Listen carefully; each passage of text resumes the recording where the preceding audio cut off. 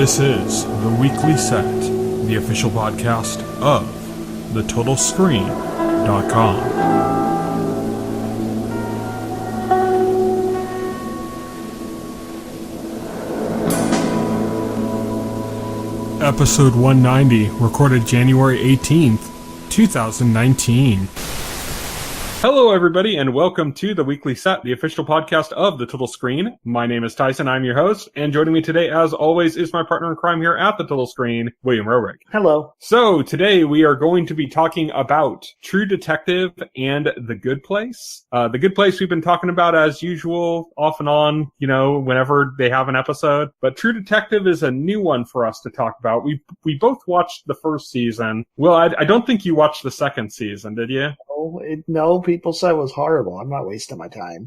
There's no need to watch the second season, but season 3 looked kind of like a return to form. So we said, you know what? Let's try this. Let's see if it's good. And if it's good, then we'll add this into our regular discussion. It's been years since there's been a True Detective season. So was it good? I think so. What do you think? Yeah, I thought so. Definitely. I definitely think it's a return to form to season 1. Like it has a lot of elements that are familiar to me from season 1. Like, the different time periods, for example, is like a big part. Like structurally, in that sense, you could say it's almost identical to season 1 in its structure, in that it's like jumping back and forth between police officers talking about a case that they were on in the past and police officers actually on that case. In this one, I think in the first season there was only the 2 timelines though, where in this one there's 3. Yeah, there's 3. I think it's 1980, 1990, and then 2015. Yeah, so 1980 is the point at which the crime actually happens, the crime and the investigation and all that stuff. And 1990 is that they're trying to reopen this case because there's suspicion that they have the wrong person. Right. And then 2015 is like a true crime documentary, like Serial or Making a Murder kind of thing, being made about this story, and it's the main character going to do this documentary to film for it and provide interviews and stuff. And what's interesting is that he's kind of losing touch with his memories. Right. And they hint this starts in the 90s. Like there's a scene that they're hinting that he's starting to have memory problems as early as the 90s in the 1990 timeline or whatever, but it's not really affecting him that much yet. And then 2015, he's like straight up starting to lose it. Like he's starting to go senile. Right. He's mostly clear, but he's having some serious episodes. And because they're playing around with memory like that, it's kind of cool because they're jumping back and forth between these time periods, playing on the idea of like he'll be looking at a puddle and seeing like a reflection of the moon in it, and then suddenly the moon disappears, and it's because he's in 2015 filming the documentary and the light went out that they had on him, Yeah. And he's like confused. It's almost like he's lost in time, except he's lost in time in his memory rather than literally. Yeah, he's not literally lost. He's memory, and I think the memory loss angle is used as like a framing device to jump around between time periods. Yeah, in like a really kind of cool way. Yeah, in like a really cool way. So it's interesting. So that's like the big hook, is that we're seeing the story from like 3 different perspectives of the same character in different periods of his life. Like obviously like the main period is like the 1980 when like the murder like actually happens, the kids go missing and like the investigation begins, and then there's like the 1990 where like, we get the sense that, this wasn't all neat and tidy. It wasn't like solved really quickly. Like there's more to it than, but again, they're not giving away like what happens or what went on, there's like clues, there's hints, Yeah. Like, how do I explain it? Like the 1980 stuff is the most clear and straightforward. It's 1980, like the 1980 plot line is going from point A to point B to point C. Then the 1990 and especially like the present are only providing like, are only showing, you're only seeing glimpses of those timelines, and through those glimpses, you're only getting hints about what's going on in those times. Probably the least so far with 1990, we got the least of. Yeah, 1990 we got the least of. So those aren't like straightforward narratives. Those are like, okay, like, so what's going on in this time? Like, we don't fully know what's going on in either of those two timelines, or how like anything that's happening relates to 1980 in those timelines. So those two timelines are more vague. Yeah, it's the 1980 timeline is kind of like the main thing we're seeing. Then probably the 2015, where you're kind of getting the kind of broader strokes with the kind of the memory loss and the way that's affecting things, and the way the whole story is coming together. You're getting kind of the more bird's eye view from 2015. Well, we know, like in the 2015, there's like this television crew making like a documentary about the 1980 case, and so they're interviewing him about it. You know, it has become a famous unsolved mystery apparently in 2015. Mm-hmm. Probably no small part due to the book that his wife wrote about it. Yes, that's an interesting thing too, because you see in 1990 or mainly I guess in 2015, you see them heavily referencing a true crime book about this crime, and you know that it was written by his wife. And then in 1980, you come to the point where you learn that this crime was the introduction of him and his wife. Yeah, because when we first meet him in 1980, he's single. And he's basically saying he doesn't want to ever not be single. Yeah, he's basically saying he doesn't want a wife and kids, you know, at the beginning, you know, when we first meet him in 1980. There's a great line, and I don't have the actual quote written down here, that he talks about, I think in the 2015 timeline, where he says that he used to see things as before Vietnam and after Vietnam. Yeah. And then now he sees things as before this crime and after this crime. Yeah. So like right there, it gets to state that this case has been like a life-altering experience. Not just for the actual case, but just everything around it. It's he got a family out of it. Yeah, he got family out of it. Like, well, we don't even know if that's the full scope of what he's talking about. Like, well, I'm sure there's more. Yeah, I'm sure there's more. Like he talks about this. Like, it has been dramatically life-altering for him. We get the sense in 2015 that he's being interviewed, but like he's not particularly comfortable with being interviewed about this stuff. Yeah, certain subjects just send him off. He's like, I'm done talking. I'm out of here. Yeah, and they're trying to lure him back to get more conversation out of him. Exactly, to get more conversation out of him. There is kind of a point where you wonder how much of that is him being uncomfortable talking about that, and how much of that is him losing kind of touch with his chronology. You know what I mean? Like, because we talked about him being kind of not literally but figuratively dislodged from time because of his memory problems. Well, it's funny because like the first time we meet him in 1990, he's giving a deposition, to these people. I guess it's like one of them's like an officer and the other's like a lawyer, I guess. Mm-hmm. He's given this deposition, and when we first meet him, he insists, like, one of the first things he says when we meet him in 1990 is he insists that his memory is good, that his memory, his memory is rock solid. He makes an assertion right up front, which is kind of like a big hint, saying, no, it isn't. In 2015, you see how much of a mess it is. Right. But you get the idea that even in 1990, it's starting to go. Yes, that they're dropping hints at it. I wonder how much of that is that his memory is actually going in 1990, and how much of it is that kind of dislodged from time aspect of the way that story's being framed. Right. Because there's lots of stuff where like somebody will ask something and he's like, "Excuse me," and then you realize, oh, it's somebody asking something in 2015, not in 1990. Right.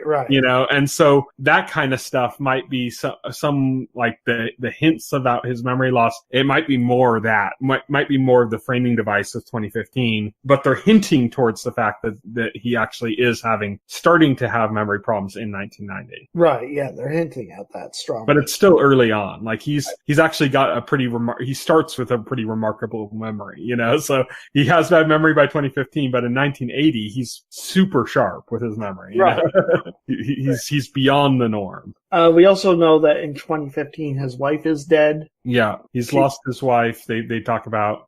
We also know that his son is with him like all the time in the 2015 storyline. Kind of seems to be like a caretaker for him. Seems like he's living with them or at least visiting them at that point, being taken care of. And his son is taken care of. His daughter ran off to Los Angeles. Yeah, she's they apparently there's some bad blood. Yeah, there's some tension. We don't know what the cause of that is. Yeah, that's just been kind of referenced. Interestingly enough, like when it's brought up, at the dinner when someone brings it up, he seems surprised by it, surprised by everything. He has to see his daughter, and he's like, well, she ran off to Los Angeles, and he seems surprised by that fact. And then he asks, like what she's doing, is she going to come back? And his son is like, no, there's she doesn't like it here. She doesn't like it. And again, he seems surprised by that. Yeah, like he has this kind of strained, distant relationship with his daughter. And that also kind of hints at the possibility, because that's unlikely to happen when his daughter's like 8, I think, or even younger at the time of the 1990 storyline. To be honest, if I had to like guess, it probably starts to get strained around the time of her mother's death. Yeah, it makes me think though that there's going to be more timelines. Yeah, like we're starting with these 3, but we're probably going to see the timeline which is around the point in which his wife dies. We're probably going to see a timeline in which his children are like start to reach adulthood, but aren't quite there yet. That's the kind of stuff that like seems like obvious, like that we're going to have, but who knows? Because this is a detective show. It's not like it's not a show about a family. It's about this guy, but it doesn't necessarily mean we're going to get all of these details. No, but they're laying groundwork to hint that there's something that's going to happen, and it's obviously not going to be in the 1990 storyline. We're not going to have a big blowout between him and his daughter when she's like 7 or 8. That has to be a little bit further down the line, which I believe ended up happening with True Detective season 1. It started with 2 timelines, but as it went on, you got to see like Woody Harrelson's kids growing up and stuff. Well, what's interesting about this too is while True Detective like equally focused on both its protagonists, this seems to be focused entirely on Marcella Wallace's character. Yeah, Marshall Ali's character. Yeah, his character's name is Wayne Hayes. It seems to be focused entirely on him and his experiences. Like he has a partner in this, Stephen Dorff. We haven't even seen his partner in any of the other timelines, only the 1980 timeline. Yeah, it doesn't. He seems. Yeah, he's only in the 1980 timeline, so he seems to be like a side character in the story. So he seems to be of even less prominence than Wayne's wife is to the story. Yeah. So that's like a big departure from like the first season. Yeah, and the second where they had like 5 cops or something.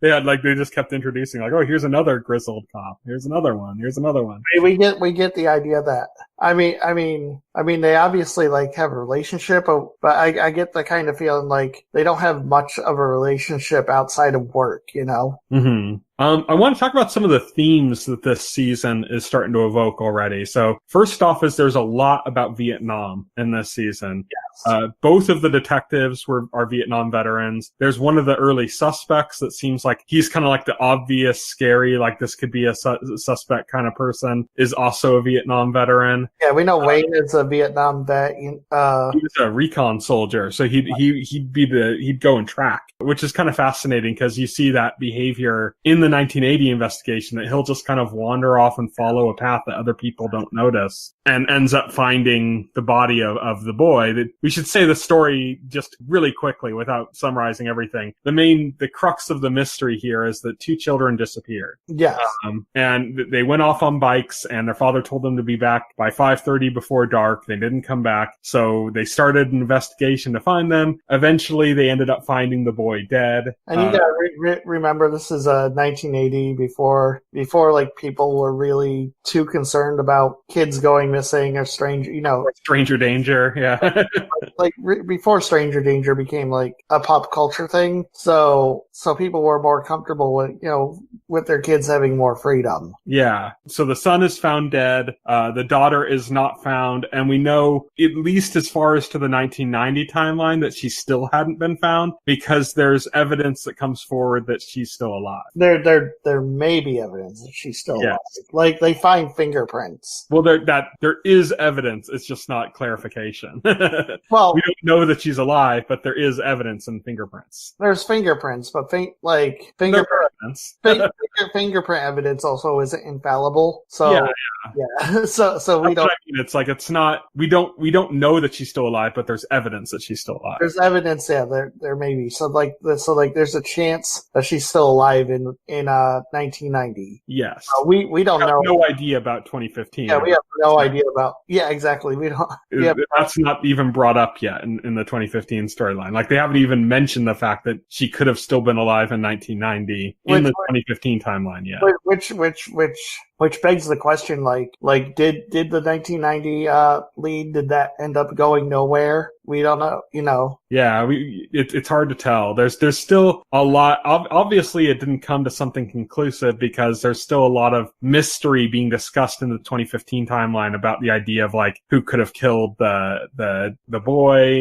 There was we got the sense idea of pedophile rings or other things. There's all these theories, conspiracies. Yeah. We get like in 2015, nothing's been solved still. But back to what I was saying is that there's themes of the show. Vietnam is a big one. The main character, like I said, he's a recon soldier. He tracks people. His partner was also a veteran, but just more of a soldier. One of the suspects who drives around on a go-kart towing garbage that he sorts through is a Vietnam veteran as well, who is troubled because of the war. He can't cope. So the only thing he can do is to, sort garbage, I guess recycle or sell scraps or whatever to get by because he can't hold a regular job. And so they play on these ideas of soldiers returning to Vietnam. And they even discuss it openly. His partner, Roland West, Wayne's partner, actually directly mentions that he knew some people that he was in the war with that are like completely have lost touch with reality, or people that have suffered and died in America after coming back from the war because of the conditions, and he asked Wayne, do you know people like that? And he's like kind of nods yes, like playing on that kind of theme, that kind of post-Vietnam era theme. That's one of the big themes of the show so far. Another one is, and this one's kind of done in a subtle way, more subtle than you'd normally expect from something like this, is there's a lot of like allusions to like racism that they're really subtle this time. Like there's a conversation between the main character and his future wife. This is when the investigation's beginning, where he just kind of like, without really saying anything, he's kind of like, how is it here or something? And she says, I hear things sometimes in the hallway or something, clearly referencing people making comments about her. Right. Out of racism and stuff. You gotta remember that they are in like bumfuck Arkansas. Yeah. So. And it's not like 1950s or earlier, but it's still 1980s. It's still 1980s, and it's still like, like they show like the town hall of all the concerned citizens, and you can count the number of minorities on, well, there were literally only one. Two fingers. Yeah. 2 fingers. Especially like when that one hit gets off, and says like, oh, what are you gonna do about that park with like all the gays are there? Yeah, some homophobia in there too, of course.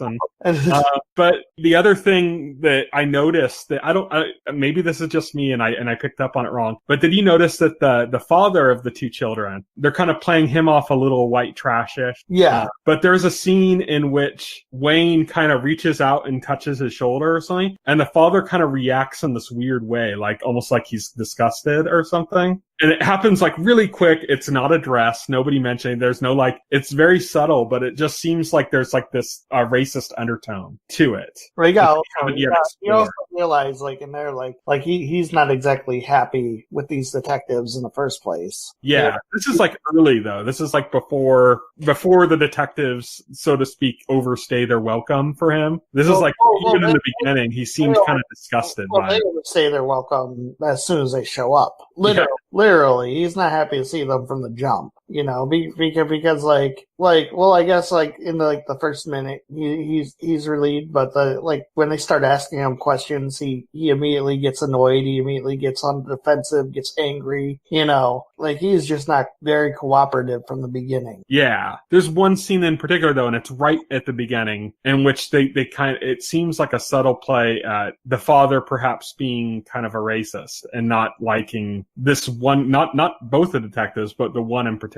Main. Well, one thing like I liked is when like now I'm trying to like remember the exact lines, but he's like where like Wayne says, you know, to his partner, he says, you know, I know where I am, and his partner's like, what are you talking about? That makes no sense. You know where you are, you know, and he's like, hey, you can't see it because it's different from you, but I know where I am. Yeah. You know, not exactly that, but something to that effect. You know, it's a moment in which Wayne's kind of lashing out because he's frustrated, and Roland kind of takes the brunt of it. But there's a truth that Wayne lays when he says that that Roland cannot identify with. Yeah, well, yeah, he's lashing out because like this was the scene like after they came across like some evidence that like whoever did it is in the neighborhood because he gave like the girl who was one of the victims a doll for Halloween, or he or she, it could be a she. I shouldn't like just assume, but well, whoever did gave the girl a doll for Halloween, and they found those same dolls, you know, leading to the boy's body. And so he wanted to kind of, you know, he was talking to the chief, you know, he wanted to keep it on the down low while they searched people's houses. And like the people in charge of the police were like, no, you know, well, they were like, oh, well, we're going to discuss it. And then they just like do the opposite of what he said and like announce it on television, you know? And so he gets pissed and he kind of goes off at his partner. He's like, you should have said something to him. And he's like, you should have said something to him. They would have listened to you. I know they don't listen to me.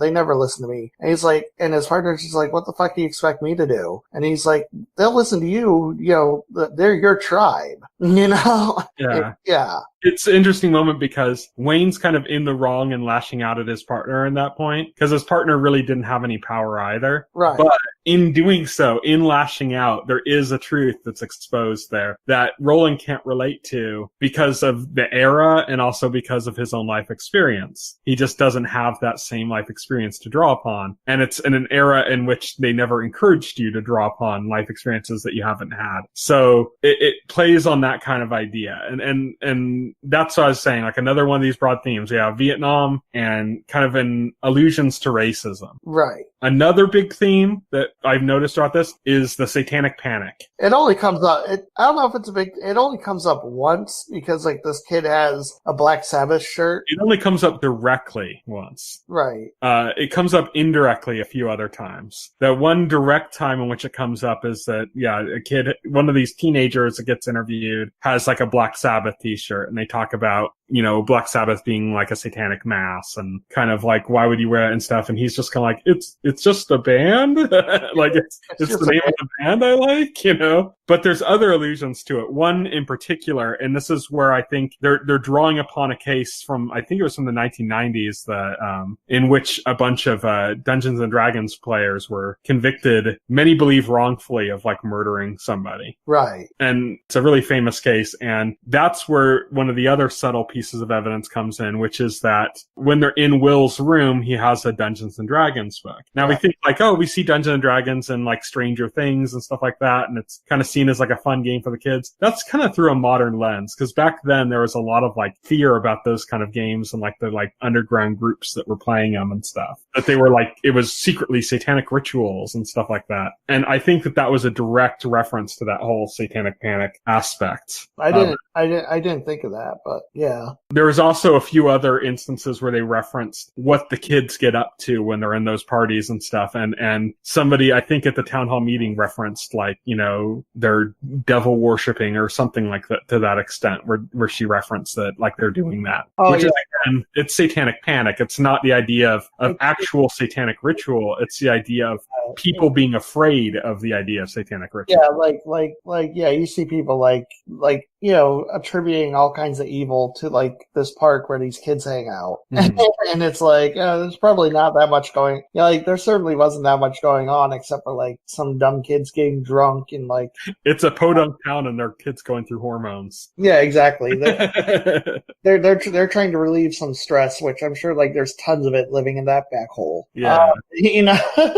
That's all that's happening in reality. But like you hear these adults talk about it and it's like, yeah, human sacrifices are happening and gay orgies apparently. Yeah. And it's all the same. Satanic rituals with gay sex and human sacrifices. It's all one thing. But yeah, so that's the satanic panic theme. And then the last theme that they've been kind of hinting at, and it's obvious because it's a story about a child being murdered and children being abducted or going missing. And that's the kind of like the pedophile ring conspiracy theory kind of stuff. This comes up, I think, mostly in 2015 when the person doing the documentary references the dolls that were found where the boy was found being like symbols of a pedophile ring or something like that, like to mark it as like their work or something. And it's something that Wayne discounts. He's like, no, that's bullshit, basically. Yeah. But the whole idea of like pedophilia being a part of this story also comes up when they're investigating Will's room, the kid Will, who went missing, and they find pornography under his mattress, and then they find a peephole like drilled into his wall. And at first the idea is that, this is Will going through his hormones and maybe he did something to his sister in that. So it's not quite pedophilia yet because he's still a kid as well, but it's like the idea of, he discovered perversion and maybe he's a burgeoning psychopath. This is before Hugh's found dead. So this becomes like a concern, which is immediately replaced when the mother references that, I think the father references that the mother's cousin had been staying with them and he had stayed in Will's room, which then takes the idea of like, maybe Will's this like psychopath in the making and he killed his own sister, because he's some kind of pervert or something, and kind of turns it on its head because now like all those thoughts of like the perversion or something become like intensified with the idea that it was an adult in his room for a period of time. And then you're like, okay, so the pornographic magazines under the mattress could very well have been his when he was staying there. And the people was almost certainly his. People. So we get the hint that maybe Doug's a pedophile. Yes. So yeah, it's those are kind of like the kind of big themes I noticed though. And then there's like another pedophile that they kind of like beat up, interrogate. Yes, they find a pedophile that's just kind of like, this is of course before like the sex offender registry, so it's a pedophile that he changed his name and everything, but they do have police records of him. But this is before the point in which he would have to go door to door and tell everybody he's a registered sex offender. So he was kind of like playing guitar for kids at like a school or something, or like a church. I can't remember what it was, but so he was involved in like activities with children and stuff, but he was a convicted pedophile that was restarting his life and had changed his name to get away from any association of that. And they basically kind of strong arm him, and they kind of pick him up, not because he had any connection to the crime directly, but because he's a pedophile in the area. And it's kind of playing on the idea of like how police would operate. They would pick up the usual suspects, and kind of strong arm them. And that's kind of what they do. They kind of like beat him up a little bit and try to kind of get a confession out of him or something, and then end up kind of like chasing him out of town. Right. So yeah, so those are kind of the themes that are kind of at play though. Vietnam, racism, satanic panic, and pedophilia. Those are kind of like the ones that are really being played with, at least so far. Right, absolutely. Let's talk about some of the suspects. Let's see. Well, there's the teenagers. That's Yeah. which we saw like they kind of like pulled their car around and parked and kind of stared at the kids as they like rode their bikes past. Did you also notice that when they were at the party in the woods, that one of them was like on one of the kids' bikes? Yep, saw that. So we don't know how that happened. We don't know if they just found it or if they stole it from the kid when he was still on the bike. Right after that scene that we had seen them staring at him. Like that stuff is red herrings. Yeah. It's pretty early to show something like that if it's actually significant. Right, exactly. I'm gonna go ahead and say they're red herrings. And there's like the junk man, the junk Woodard, yes, the trash man as everybody calls him. Yeah, the trash. You mentioned he's a loner. He has a weird activity, which is that he scavenges through trash and stuff. He passed by them. He doesn't communicate with people. Which actually, from my experience, isn't actually like such a weird activity amongst poorer people with like in dead end places like that. But it's a combination of those that he's like antisocial and he's also always hauling around trash. So he's taken on this identity rather than a name. Like people don't see him as a person; they see him as trash man, and so that kind of makes him an immediate major suspect for like everybody in town. It's like, oh, it's probably trash man because he's weird and he doesn't talk to people and he's riding around on his go-kart. He's this weird guy. Anybody who's weird or stands out. Plus, there's also like they make the direct allusion without saying anything that he tows like a big thing of trash behind this go-kart. Perfect place to hide some bodies while he's moving them around, So we see him pass the kids and the kids kind of look at him and he passes by. But then later on, when the father's like looking for his kids and it's nighttime and he's driving by, he sees the guy driving by as well. And I think in that moment, you're supposed to make that connection. I think it's a red herring as well,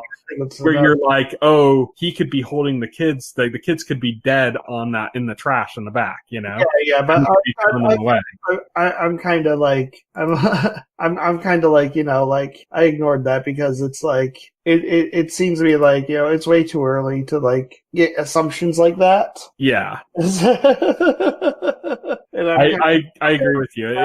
It's not that but it's a deliberate red herring. It's a deliberate, like both of those things are deliberate. Yes. When you think about it, they're then you have next up you have Dan. That's Lucy Purcell's cousin. Lucy being the mother of the kids. Because if you think about the first season of True Detective, if you think about when they finally confront the actual killer or killers and like in that season, it's way more freaky than you could have imagined or guessed before. Yeah. Like well, so, we've just seen this guy as like a workman before, and all of a sudden you see him in this whole other light. Yeah, you see him in this whole other light. So I'm expecting like something like that at the end of the day, Yeah. But I was going to say, like, we also have the next up is Dan, who is Lucy Purcell, the kid's mother's cousin, who stayed with them. We had just mentioned them. That he was like the last person we mentioned before we went into suspects. Seems to be maybe a pedophile as well. Like you said, it seems like he drilled a peephole to spy in a little girl's room. He was stashing a bunch of pornography under the bed when he was staying with this family. A few little weird traits, and he seems he has kind of like a burnout personality when they talk to him, So he's a suspect as well. Again, seems a bit on the nose, like too obvious. These are the kind of obvious red herring ones. Then you have the pedophile that they brought in, who seems to have had no connection to the case at all. He was just brought in because he's a known pedophile.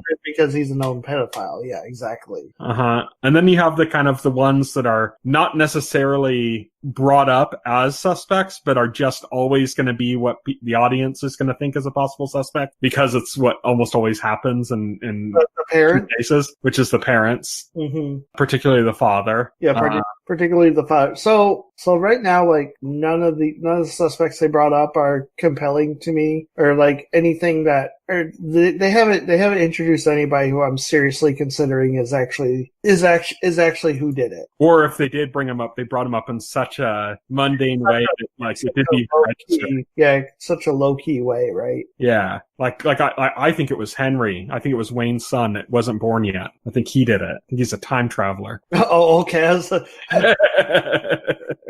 what the hell are you talking about? I was like, what? Yeah. the two police officers seem like it's unlikely to be either of them because they were together out. Well, yeah, they were nowhere, Yeah, so it doesn't seem like they're going to do a swerve in that direction. No, that would just be stupid to me. But we mentioned the father, the mother's another possibility. That was something that actually Wayne had brought up when he was, I think, when he was talking in 2015, where he initially considered that, like, that was the first thing that went through his head, was that the mother took the kids before the kid was found dead, obviously, or anything, before he even met the mother, just because of the circumstances of the family. And then he said that he immediately discounted it when she came home in a panic, freaking out, going like, what did you do? Where are our kids? You end up finding out, though, that even if she wasn't directly involved, there's some potential for suspects in the people that she's been involved with, because it seems like she's kind of the town slut. Seems like she's been kind of cuckolding her husband with a bunch of different guys. She comes in very defensive about the idea of, like, I need to live my life too, which is a very selfish behavior, but it's, I think, intentionally playing into the idea of, like, ooh, maybe it's something in this mother's life. Oh, we know. Well, I think it's more to provide context to that to paint picture that, like, this is a broken home. Yeah, like, these kids lived in a broken home, and they were most likely miserable the entire time. Yeah, that is done as well. And that is a big part of it. But in just talking about suspects, I'm saying, like, there is the potential that not only the mother, but the people that the mother associates with could be involved. I think that's pretty much it. The only other one, and I think they only did, like, a really, like, I don't even know if it was a hint or if it was just that they were using some ominous music at the wrong point. But there was a moment in which they kind of almost made it look like maybe the teacher that Wayne marries could have had some kind of thing. And it was very quickly done as this, like, almost like a little sinister note of the score that happened to line up with her face or something at some point. Right. I don't know if that's going to go anywhere. If it is, it's kind of weird. Yeah. It doesn't really seem like it would fit with anything else that's going on. Yeah, that'd be kind of weird. I don't know if but that's pretty much it with the suspects pool so far. There's probably characters that we didn't even notice. Yeah, probably. Like I said, it nobody that I saw really stands out to me as a serious suspect so far. Like, there's a lot of red herrings. To me, there's a lot of red herrings.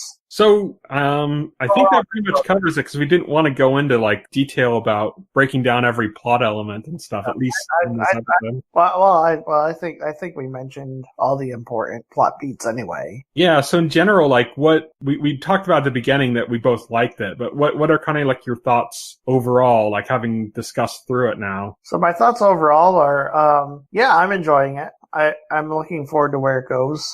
It's pretty solid so far. Yeah, and definitely, and Ali's performance has been really good. He is an excellent actor. He is awesome. He's our Cottonmouth. Yeah, he's our Cottonmouth. Yeah, like I said, he's a great actor. The worst thing Luke Cage did was ditching a great actor like him mid-season. As their biggest sin of that show. Yeah, it's been really enjoyable for the first 2 episodes. I was kind of dreading watching it a little bit just because there were 2 episodes, because it's a heavy show, and because of my lurking memories of season 2. I was like, kind of like, oh, I think this is going to be better, but I was putting off watching it for a while. And when I finally did watch it, it kind of flew by. Like, it's the first 2 hours were, like, pretty quick, I was like, okay, I really enjoyed this. This is a really good show. This is really well done. So I'm really looking forward to where the show is going from here, and what kind of stuff they're going to dredge up. Because, as I said right now, like, there's some pretty clear themes of, like, Vietnam, racism, satanic panic, pedophilia. Those are kind of like the real clear themes that they've brought forward. But that doesn't mean that that's what they're limited to. There's all sorts of other things that come up. I really liked the atmosphere of the show. Like the first season, how the first season really kind of brought you into that kind of Louisiana South. This kind of brings you into this kind of, like, impoverished kind of Arkansas town. In much the same way, it really, the town or the setting really becomes a character into this as well. yeah, I'm really looking forward to seeing where it goes and enjoying it a lot so far. Yeah, me too. So let's move on now. Let's talk about The Good Place. So we're going to be talking about the episode Chidi Sees the Time Knife. Yeah, which I saw a comment, and it's literally like, if you're looking for meaning in that title, well, the meaning of the title is Chidi literally sees the time knife, and that's it. It's a quick one-off joke in the middle of the episode. Yeah. No deeper meaning to that title whatsoever. It's not even the defining event of the episode. But so this episode begins with them going to IHOP, which again, I just love that it's the interdimensional hole of pancakes. And it has nothing to do with pancakes. It's just like intersection where dimensions like meet. I just love that that's still in the title for some reason. Yeah, pancakes is still in the title for some reason. So Michael's trying unsuccessfully to kind of talk to the judge and convey kind of the importance of what's going on with the point system. And he talks about, he uses a different example. He doesn't use the Doug example from the last episode, but he basically says, like, say somebody's going to buy a tomato. They think they're making one choice, an innocent choice. It doesn't affect anything, but they're making tons of different choices. And the judge is kind of like, the judge is like, oh, it's still their fault. They should do their research next time. Yeah, and then Chidi kind of steps in, and he's going to kind of try to come in with a deeper explanation. And then, hilariously, Jason is all like, hold up, I got this. That's, boring, or whatever. He's all, I got this covered. And like, the second he steps up and starts talking, Eleanor's like, well, we're all doomed. But he actually ends up making his point. He talks about a guy from back in Jacksonville named Big Noodle that, he was late to like the Chidi's like I guess stomp shows. Jason's stomp shows. Yeah, his like dance auditions or whatever. Yeah, he's like Big Noodle's late, to my audition for my dance crew, and I was kind of mad. But then like one time like I stayed with Big Noodle and his place like flooded. Yeah. Because he's like, one time I had to stay with Big Noodle, and he has to like take care of like 4 people, He said they all live in the same bed, like Willy Wonka. yeah, they all live in the same bed, like Willy Wonka.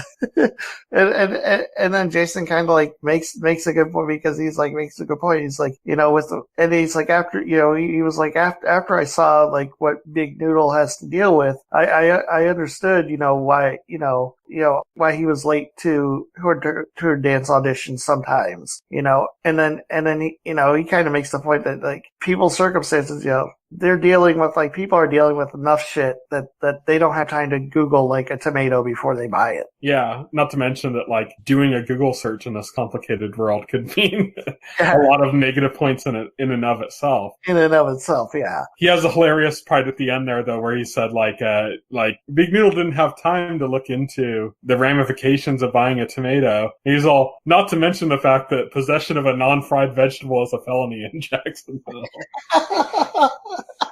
So we have to get some Jacksonville folks on, That's like, I love it when they make Jacksonville on the show. Yeah, absolutely. There's also a great joke he did, what was it, when they were talking about IHOP and Jason still thinks it's the International House of Pancakes, and Michael's like, no, it's this is a very dangerous place. You could explode or something, and he's like, so it is IHOP. Yeah. And Eleanor just puts up her hand for a high five. I just love that Eleanor just puts up her hand for a high five. So all the talk from Jason ends up convincing the judge to visit Earth herself. And I love like Eleanor, because after like Eleanor comes out and she's like, yeah, there's booby traps everywhere. Like there's this chicken sandwich that if you eat it, it means that you hate gay people, but it's so delicious. Chick-fil-A.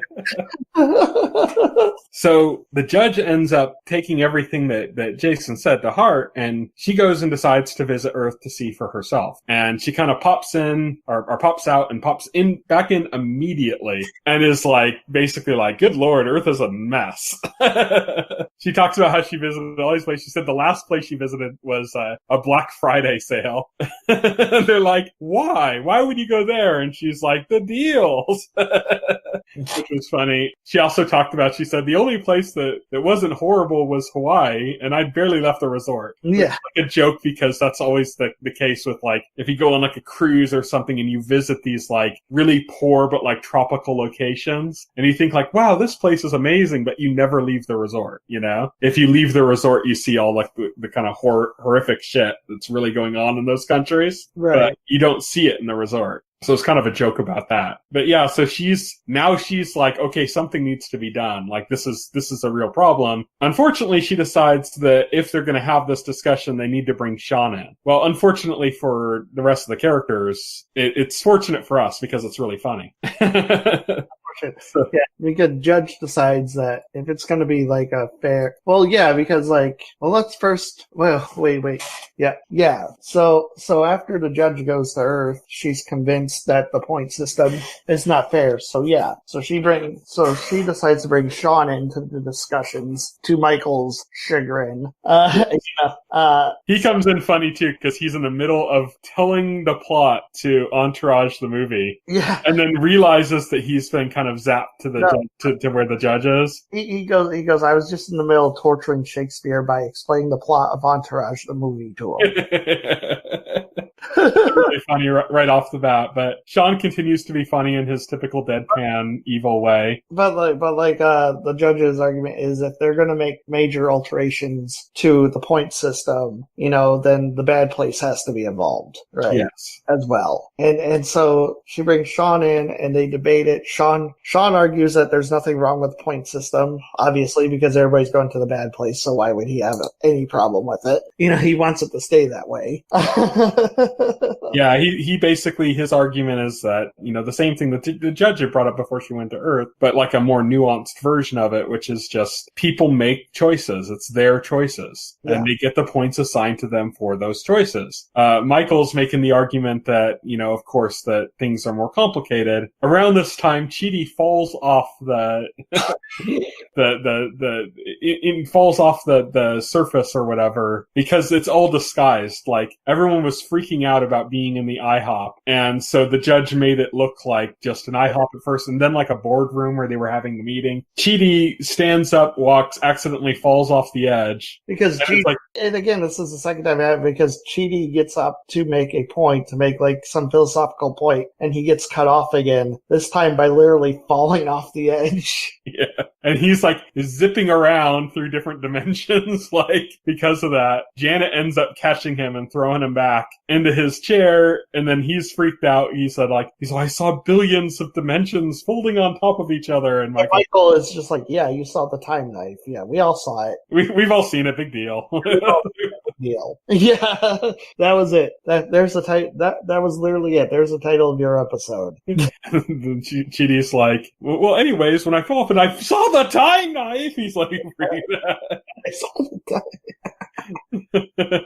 He points out that both Michael and Sean are right in their approaches, but not mutually exclusive. You know, like that they both have a direct and real point that needs to be considered. And he brings up that his group was able to change, because this is something I should say that Michael had brought up, was that evidence for the fact that the point system is wrong is that the group of four, the main four characters, were able to change in the Fate Good Place for the better, and in other, you know, variations where they've reset them and changed their memory. But Chidi points out that they've improved as people in an environment where there is no point system. Yeah, but what he brings up is like, there's no money, there's no rent, there's no pressures. Right, that's true. Yeah, there's no money, there's no rent. It was basically paradise. Yeah. So basically the point he's making is that people can be good if they don't have these pressures that divide them and stuff like that. And that's like an interesting philosophical point. And they weren't tracking points when that was happening. So they weren't, and Sean just says, no, it was a fluke. That's his argument. And so Chidi ends up suggesting that there's an answer to this, which is they run the experiment again. Yes. Sean scoffs at this as well and says, well, you know, you're not going to do it in the good place, and I doubt you guys want to come back to my neck of the woods. He's also, so where would this even take place? And this is Eleanor suggests that they do it in the medium place. Yeah. So they go there to the horny woman that I didn't get her name the second time. And I mean, this episode we got to see a bunch of characters I haven't seen in a while. The judge, Sean, the medium place woman, but we also got to see Derek. And it's a key point because Derek is the person that Janet created. He was the rebound for for Jason. Yes. Yeah. and he's kind of changed. He's become more sophisticated, but like in a cartoonish way. And we didn't mention this because this is the episode where Jason and Janet decide to get together. Yeah, to at least try as like boyfriend and girlfriend, not to like resume where they were. Yeah. And then all of a sudden, like as soon as that happens, Derek comes back into the picture. And I love how he's like sophisticated in like a cartoonish way. Yeah. Like he's drinking a martini and it's just a glass filled with olives. Yeah, it's just a martini glass full of olives. Like in another scene, it's just a martini glass with like a big lemon in it. Yeah. So I love that. Just like Derek is more sophisticated, but he's not all the way there yet. Yeah, it's funny because he had mentioned that like Janet, he has like an object. I think he said it was like a plunger stuck to the ground or something in the backyard or something that like it's like that off switch for Janet where they could reboot Janet in Derek explained the fake version of The Good Place. He's been rebooted thousands of times. Oh, it said like millions, I think. Yeah, he said like billions or something. And so, and each time he comes back just a little bit smarter. He's all, I even have a semi-functional penis now or something. Yeah, exactly. Because if you remember before, his genitals were bells. Yeah, they were bells, yeah. But yeah, so the woman in the medium place has been hitting this reset like over and over and over again, and he keeps coming back a little bit closer to normal. And so, yeah, so he seems to be trying to kind of get between Janet and Jason. He's like directly kind of trying to like show himself off there. Jason's getting like super jealous, but yeah.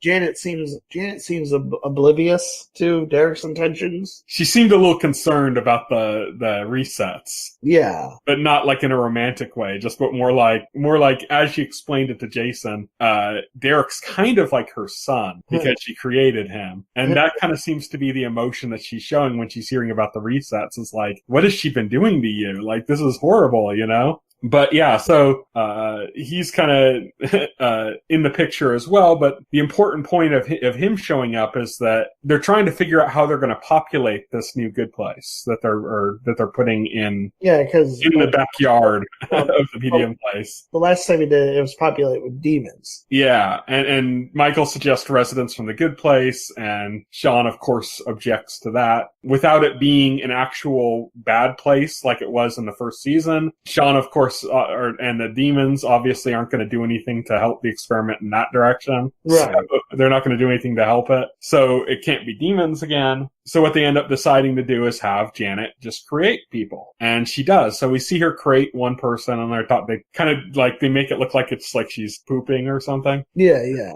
and then Michael is like, good, we just need 150 more. And they make it look like Janet's like really straining just to make one. So. Yeah. So she's got to poop out another 100-something people for this fake good place that they're doing for this project. And Derek comes along and he offers to help her. Mm-hmm. And which, of course, is, making Jason even more jealous again. Yeah. It's bringing them a little bit closer together. So the good place is kind of coming along, like Michael and Janet, besides creating the people, they've kind of recreated the town the same way it looked kind of before, basically. Basically meaning they're using that one backlot in Universal Studios again. Yeah, exactly. Yeah, they're making it look the same as the original good place. Yeah, they're building up all the same locations. They even brought back Eleanor's clown house. Yeah. That Eleanor, hated. It was built to torture her, but she likes it in this sense because all of her good memories of her and Chidi are there. That she